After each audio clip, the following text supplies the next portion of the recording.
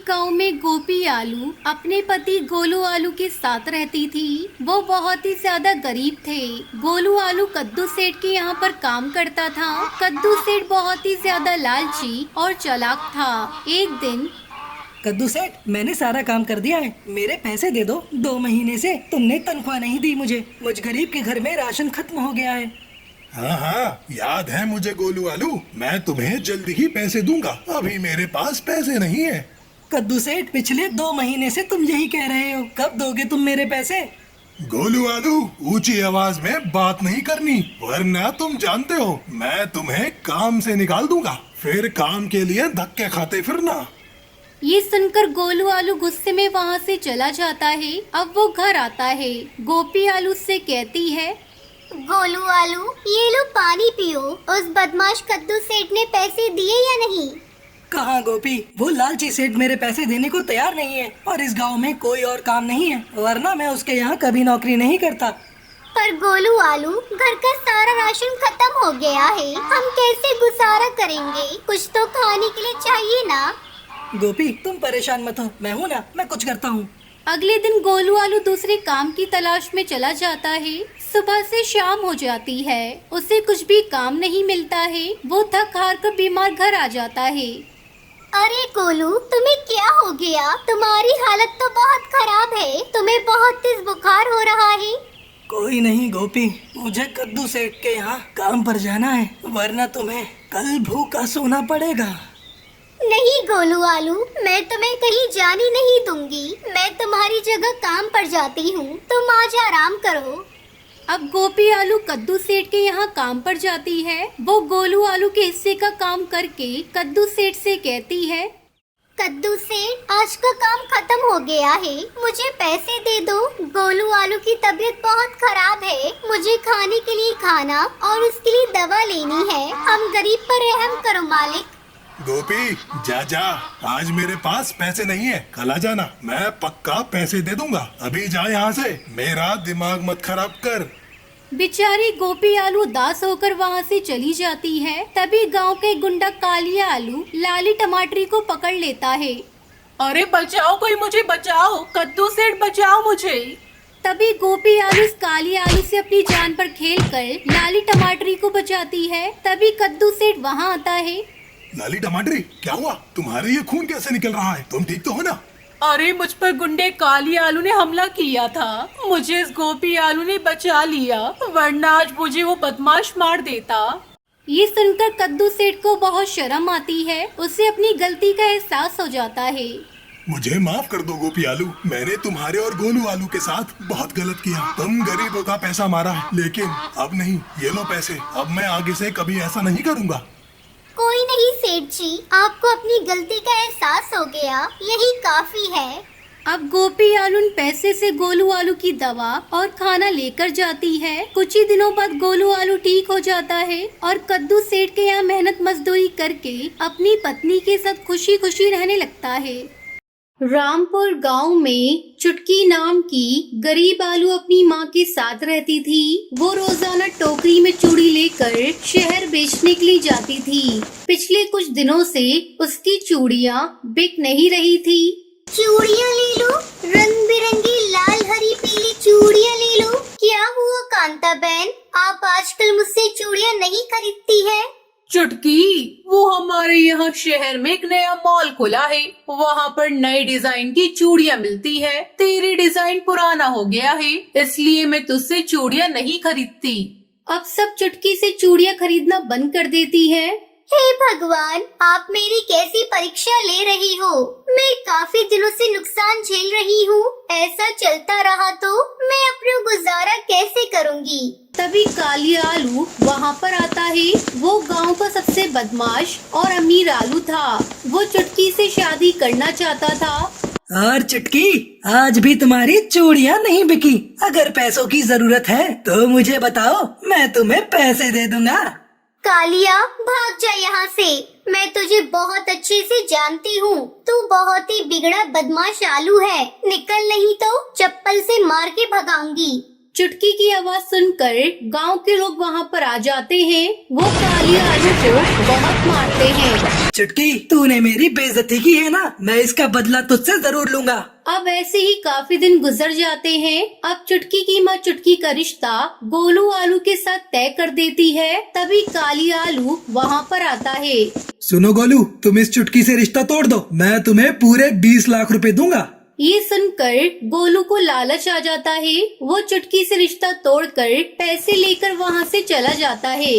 क्यों रे कालिया, तू क्यों मेरी बेटी की जिंदगी के पीछे पड़ा है? दफा हो जा यहाँ से। मैं चुटकी की जिंदगी को बर्बाद कर दूंगा, तू बस देखती जा आगे आगे मैं क्या करता हूँ। अगले दिन काली आलू चुटकी के मकान मालिक को घर लेकर आता है। चुटकी, तुमने मुझे 4 महीने से किराया नहीं दिया है, इसलिए अभी के अभी तुम मेरा घर खाली करो। जगन्नाथ कद्दू, आप ये सब कालिया के कहने पे कर रही है ना? प्लीज हमें थोड़ा टाइम दे दो, हम कहाँ जाएंगे? मकान मालिक चुटकी और उसकी माँ की एक भी नहीं सुनता है और उनका सामान घर से बाहर निकाल देता है। तभी जादूगरनी लाल मिर्च वहाँ से गुजर रही होती है। ये सब कौन है जो इस मासूम आलू को परेशान कर रही हैं? जादूगरनी अपने जादू चश्मा पहनती है। उसे चुटकी के साथ जो हुआ वो सब समझ आ जाता है। अच्छा, ये लोग इस चुटकी को बिना वजह परेशान कर रही हैं। मुझे इसकी मदद करनी चाहिए। वही चुटकी रोते हुए वहाँ से जाने लगती है। तभी जादूगरनी लाल मिर्च ऊपर आसमान से 2 जादुई चूड़ियाँ चुटकी पर फेंकती है। ये इतनी खूबसूरत चूड़ियाँ कहाँ से आई? ये तो बहुत ही प्यारी है। तभी वो चूड़ियाँ बोलने लगती है। चुटकी, हम जादुई चूड़ियाँ हैं, हमें तुम्हारी मदद के लिए भेजा गया है। हम तुम्हारे साथ रहेंगी और तुम्हारी सारी परेशानियों को दूर कर देंगी। जब भी उन चूड़ियों में से बहुत सारी सोने की चूड़ियाँ निकलने लगती हैं। अब चुटकी और उसकी माँ उन चूड़ियों को बेचकर अपने लिए घर खरीद लेती हैं। जब ये खबर काली आलू को पता चलती है, वो चुटकी की जादुई चूड़ियाँ चुराने के लिए उसके घर जाता है। अच्छा, ये जादुई चूड़ियाँ हैं, अभी इसके हाथ काट कर छीन लेता हूँ। तभी चुटकी जाग जाती है। भाग जा काली आलू यहाँ से, वरना तुझे बहुत भारी पड़ेगा। तभी जादुई चूड़ियों में से डंडा निकलता है। वो काली आलू को बहुत मारता है। कालिया डर के मारे वहाँ से भाग जाता है। अब चुटकी और उसकी माँ खुशी खुशी रहती हैं। तो ये थी आज की कहानी। क्या आपको पता है चुटकी को जादुई चूड़ियाँ कौन देता है? अगर आपको पता है तो आप हमें कमेंट करके जरूर बताएं। अगर आपको ये कहानी पसंद आई हो तो इस वीडियो को लाइक और ऐसी ही कहानियाँ देखने के लिए मेरे चैनल को सब्सक्राइब करना ना भूलें। चुटकी एक गरीब माँ बाप की बेटी थी। किसी तरह उसके माँ बाप ने उसकी शादी जंगल में रहने वाले गोलू नाम के आलू से कर दी। कुछ दिनों बाद चुटकी के ससुराल वाले उससे दहेज की डिमांड करने लगे।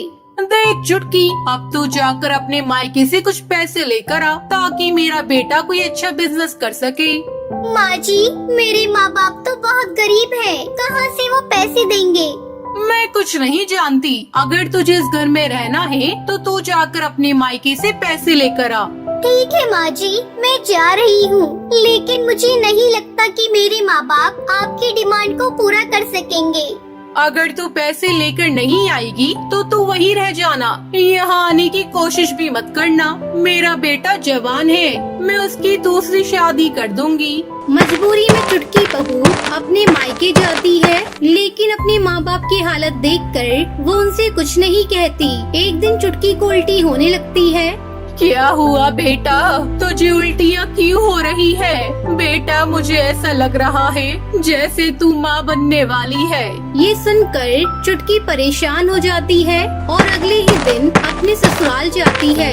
आ बहू आ, ये ले मिठाई खा। तेरी माँ ने पैसे दिए हैं ना, मैं कल ही गोलू का नया बिजनेस स्टार्ट करवा दूंगी। माँ जी, मेरे माँ बाप ने मुझे कोई पैसे नहीं दिए हैं। उनकी हालत देखकर तुम उनसे पैसों की बात ही नहीं कर पाई। तू यहाँ क्या खड़ी है? चल निकल मेरे घर से। अब मैं अपने बेटे की दूसरी शादी किसी पैसे वाली आलू फैमिली के घर में करूँगी। ऐसा कहकर चुटकी की सास गुलाबो उसे धक्के मारकर घर से बाहर निकाल देती है। चुटकी रोती रोती अपने मायके जाती है और समय आने पर एक नन्ही आलू को जन्म देती है। चुटकी दूसरों के घरों में झाड़ू पोछा करके अपनी बच्ची को पालने लगती है। ऐसे ही कई साल गुजर जाते हैं। एक दिन जब चुटकी की बेटी चिंकी स्कूल से घर आती है, माँ ये देखो मेरे जूते फट चुके हैं। मेरी सहेलियाँ मेरा मजाक उड़ाती है। मुझे नए जूते ला कर दो, तभी मैं कल स्कूल जाऊंगी। ठीक है बेटा, मैं ला दूंगी, लेकिन 1-2 दिन रुक जा। जैसे ही मुझे महीने के पैसे मिलेंगे मैं तुझे खरीद कर ला दूंगी। ठीक है माँ, मैं 2 दिनों तक इंतजार कर लूंगी। अगर तुमने मेरे नए जूते नहीं लाई तो मैं फिर स्कूल नहीं जाऊंगी। 2 दिनों बाद जब चुटकी चिंकी के लिए जूते खरीद कर लाती है, चिंकी उसे देखकर बहुत खुश हो जाती है। इसी तरह समय बीतने लगता है। चिंकी अब बड़ी हो जाती है। चुटकी को चिंकी की शादी की चिंता सताने लगती है। अब चिंकी शादी के लायक हो गई है। मुझे कोई अच्छा आलू देखकर उसकी शादी कर देनी होगी। ऐसे में एक दिन चिंकी अपनी माँ के पास आकर उसे बताती है, माँ मैं नदी पार जंगल में काम करने वाले कालू से प्यार करती हूँ। तुम कहो तो मैं उसे लाकर तुमसे मिलवा दूँ। ठीक है बेटा, तुम्हारी जैसी मर्जी। अगर तू सालू के साथ खुश है तो मैं भी खुश हूँ। चिंकी उस आलू को चुटकी से मिलवाती है। जल्दी उन दोनों की शादी की तारीख पक्की हो जाती है। एक दिन चिंकी जब अपने बॉयफ्रेंड घसीटा राम के साथ घूम रही थी, तभी उसकी कार का एक्सीडेंट हो जाता है और इस हादसे में चिंकी की आंखों की रोशनी चली जाती है। तब चुटकी डॉक्टर से कहती है, डॉक्टर आप मेरी आंखें मेरी बेटी को लगा दीजिए। मैंने तो बहुत दुनिया देख ली, लेकिन मैं अपनी बेटी को अंधा होता हुआ नहीं देख सकती। चुटकी अपनी दोनों आंखें अपनी बेटी को दे देती है। कुछ दिनों बाद जब चिंकी ठीक हो जाती है, माँ तुमने मेरे लिए अपनी आंखों का बलिदान दे दिया। अब मैं तुम्हें अकेला रहने नहीं दूंगी। तुम्हें मैं अपने साथ अपने घर ले जाऊंगी। चिंकी की शादी पूरे रीति रिवाज से हो जाती है और वो अपनी माँ को अपने ससुराल ले जाती है। फिर सभी खुशी खुशी रहने लगते हैं।